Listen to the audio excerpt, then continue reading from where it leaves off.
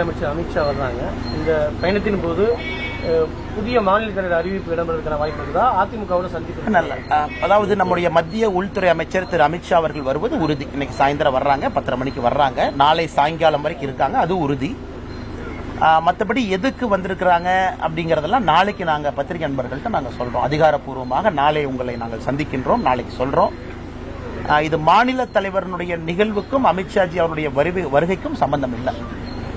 அவர்கள் வந்திருப்பது கட்சியினுடைய தலைவர்கள் எப்பவுமே சந்திப்பாங்க. பீகார் இதற்கு முன்பு ஒரு 4 நாட்களுக்கு முன்பு உள்துறை அமைச்சர் ஐயா அமித்ஷா அவர்கள் பீகார்ல இருந்தாங்க. கூட்டணி கட்சி தலைவர்கள்லாம் சந்திச்சாங்க.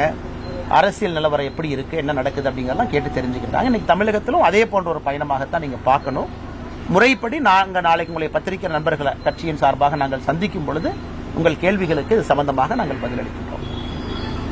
தமிழக முதலமைச்சர் நீட் தொடர்பாக அனைத்து கட்சி கூட்டம் நடத்திட்டு தொடர்ச்சியா சட்டப்பூர்வம் நடத்தினா நீட்ல இருந்து தமிழகம் விலக்கு பெறும் அப்படின்னு சொல்லிட்டு இது தீர்மானம் நிறைவேற்றிருக்காங்க. தீர்மானம் ஆனா இது புதிது கிடையாது. இதற்கு முன்பு கூட தீர்மானம் நிறைவேற்றினது அது புதிது கிடையாது. அந்த நிறைவேற்றப்பட்ட தீர்மானம் உங்களுக்கு தெரியும். அது ஆளுநர் ஐயா கிட்ட போகும் பொழுது ஆளுநர் அவர்களுக்கு அதுல அதிகாரம் கிடையாது. அது நியாயப்படி அவங்க ஜனாதிபதிக்கு தான் அனுப்பணும். காரணம் அகில இந்தியா முழுவதும் இருக்கக்கூடிய ஒரு பரீட்சை.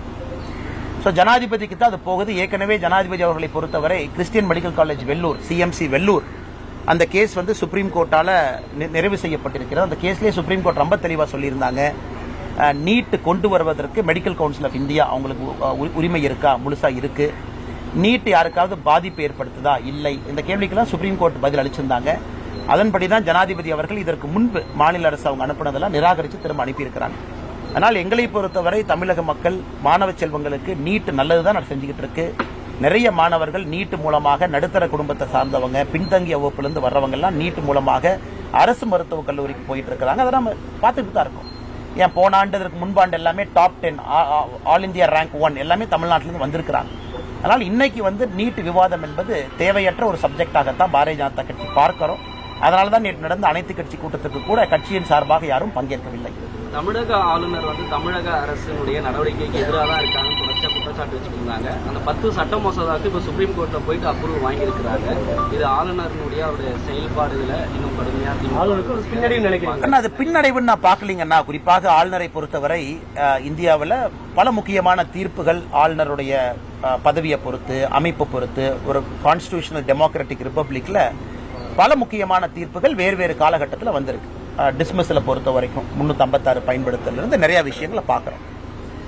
நேற்று உச்சநீதிமன்றத்தினுடைய தீர்ப்பும் ஒரு முக்கியமான தீர்ப்பு தான். அதை நம்ம ஏத்துக்கல அப்படிங்கிறது ரெண்டாவது. அதுல உச்சநீதிமன்றத்தை பொறுத்தவரை ஆளுநருடைய டெசிஷன் மேக்கிங் பவர்ஸுக்கு கால நிர்ணயம் வைத்திருக்கின்றார்கள். எப்ப 1 மாசம் எடுத்துக்கலாம், எப்ப 3 மாசம் எடுத்துக்கலாம், எப்ப ஜனாதிபதிக்கு அனுப்பலாம், எப்ப ஆளுநர் அவராக சுயமாக முடிவெடுக்க முடியும். 2வது முறை சட்டப்பேரவையில் மசோதா நிறைவேற்றினா எத்தனை மாசம் நீங்க வச்சுக்கலாம், 1 மாதம் 3 மாதம் நேரம் கொடுத்திருக்கிறாங்க. அதனால எப்பொழுதுமே உச்சநீதிமன்றம் சொல்லக்கூடிய ஒரு தீர்ப்புக்கு நம்ம தலை வணங்கித்தான் ஆகணும். நம்ம நாட்டினுடைய அடிப்படை அது. அது மட்டும் இல்லாம உச்சநீதிமன்றம் நேற்று தன்னுடைய ஸ்பெஷல் பவர்ஸ், உச்சநீதிமன்றத்துக்குன்னு சில ஸ்பெஷல் பவர்ஸ் கான்ஸ்டிடியூஷன்ல இருக்கு.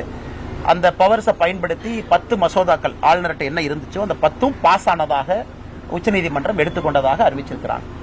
அதன்படி அது மக்கள் நினைச்சுக்கலாம், 10 வேற 10 ஒரே சப்ஜெக்ட் தான். தமிழ்நாட்டினுடைய மாநில அரசனுடைய சார்ந்து இருக்கக்கூடிய பல்கலைக்கழகத்தினுடைய வேந்தர் யார் அப்படிங்கிற ஒரு பிரச்சனை. அது முதலமைச்சர் அவர்கள் வேந்தராக இருப்பார்கள் அப்படிங்கிறது அந்த மசோதாவில் நிறைவேற்றப்பட்ட போது சொல்லப்பட்டது. அந்த 10 அவ்வளவுதான். Fisheries university, Tamil Nadu agri university, எல்லாம் ஓப்பன் யூனிவர்சிட்டி எல்லாத்துக்கும் சேர்த்து அது வந்திருக்கு. பாரதிய ஜனதா கட்சியை பொறுத்தவரை உச்சநீதிமன்றத்தினுடைய எல்லா தீர்ப்பையும் நம்ம அனைவரும் ஏற்றுக்கொள்ள வேண்டும், அப்படித்தான் பார்க்கிறோம். அதே நேரத்தில் எங்கேயும் மாநில அரசு அத்துமீறும் போது ஆளுநர் கேள்வி கேட்கக்கூடாது உச்சநீதிமன்றம் எங்கேயுமே சொல்லல. ஆளுநர் தொடர்ந்து தன்னுடைய கடமையை செய்வாங்க. அதுல ஒரு பவர்ஸ்க்கு கால நிர்ணயம் சொல்லியிருக்கிறாங்க. 1 மாதம் என்ற 3 மாதம் என்ன அப்படிங்கிறது அப்படிதான் நாங்க பாக்குறோம். தேசிய ஜனநாயக கூட்டணியில் இருக்கக்கூடிய பாமகவில் அதோட தலைவரை நீக்கிட்டு செயல் தலைவராக மாற்றிருக்காரு திரு ராமதாஸ். இது கட்சியில் குழப்பத்தை ஏற்படுத்த அவங்களுடைய கட்சியினுடைய உட்கட்சி அவங்களுக்குள்ள இருக்காங்கன்னா பலமான கட்சி. இதை நாங்க பாரதிய ஜனதா கட்சியிலிருந்து கருத்து சொன்னால் சரியாக இருக்காது என்று நினைக்கின்றோம். நிச்சயமாக எதாக இருந்தாலும் மதிப்பு மிகுந்த டாக்டர் ஐயா ராமதாஸ் அவர்கள், மரியாதைக்குரிய அண்ணன் அன்புமணி ராமதாஸ் அவர்கள் நல்ல ஒரு முடிவெடுப்பாங்க. தொடர்ந்து தேசிய ஜனநாயக கூட்டணியை வலுப்படுத்துவாங்க. தமிழக மக்களுக்காக தொடர்ந்து உழைப்பாங்க அப்படிங்கிற நம்பிக்கை எல்லோருக்கும் இருக்குங்க. பாஜகவோட தயவுக்காக அதிமுக தனது ஆதரவை தமிழக மக்கள்கிட்ட இழந்து வருவது திருமாவளவன் விமர்சனம். அண்ணே, இது இன்னைக்கு நம்ம இந்த இடத்துல இருந்து அரசியல் பேசினா சரியா இருக்குமான்னு தெரியலீங்கன்னா, காரணம் வந்து நம்ம தமிழிசை அக்கா இல்லத்துக்கு வெளியிருந்து பேசுறோம். திருமாவளவன், அதனால் நான் கடினமான எந்த வார்த்தையை இன்னைக்கு பயன்படுத்த விரும்பலீங்கன்னா, திருமாவளவன் பொறுத்தவரை ஒரு அரசியல் பேச்சாகத்தான் நான் பார்க்கின்றேன்.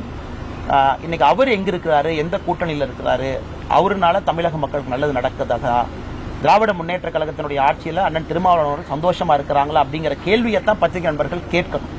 குறிப்பாக பட்டியலின மக்களுக்கு எதிராக நடக்கக்கூடிய தொடர் குற்றங்கள், இதெல்லாம் அண்ணன் திருமாவளவன் அவர்கள் உண்மையாலுமே பட்டியலின சகோதர சகோதரிகளுக்காக கடுமையாக போராடுறாங்க அப்படின்னா அதெல்லாம் ஏத்துக்கிறாங்களான்னு கேட்கணும். அதை விட்டு மத்த கட்சியை பத்தி, அவங்க கூட்டணி எப்படி இருக்கணும் அப்படிங்கறத பத்தி அதிகமா கவலைப்படுற மாதிரி இருக்கு. ஊட்டியிலிருந்து முதலமைச்சர் கவலைப்படுறாரு, அண்ணன் திருமாவளவன் கவலைப்படுறாங்கன்னா அவர்களுக்கு பயம் இப்போதே வந்ததாக நாங்கள் பார்க்கிறோம். தமிழக பாஜக தலைவர் மாற்றம் இருக்குமா? எந்த தேதி? டெல்லி அண்ணா இல்லைங்கண்ணா, நான் ஏற்கனவே சொல்லியிருக்கிறேங்கன்னா, புதிதாக எந்த கருத்தையும் சொல்ல விரும்பல. நாளை உங்களுக்கு அதிகாரப்பூர்வமாக பேசுறோம். கட்சியிலிருந்து நாம சந்திப்பு நடத்தணும் உங்ககிட்ட. எதற்கு அமித்ஷாஜி வந்திருக்கிறாங்க, என்ன சந்திக்கிறாங்கல்ல, நாளைக்கு நாங்க பேசும்போது கேள்விகள் கேளுங்கன்னா பதில் சொல்றோம்.